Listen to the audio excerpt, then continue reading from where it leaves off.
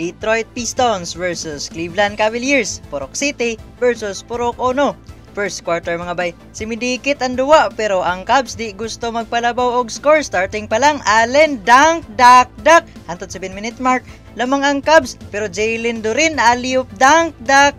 Unya nakaliap yun si Cunningham, tabla na ang score. Pero consistent ang scoring sa Cavs mga bay, nahuman ang first quarter, 23-26 ang score.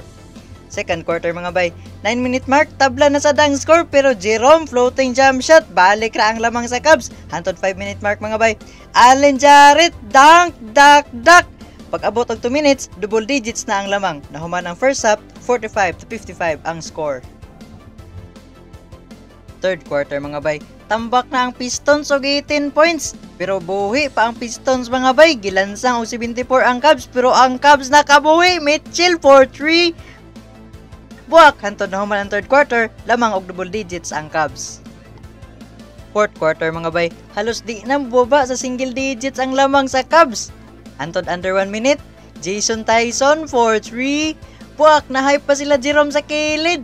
Nahuman ang duwa mga bay sa score nga 91-110. Daog ang Cavs.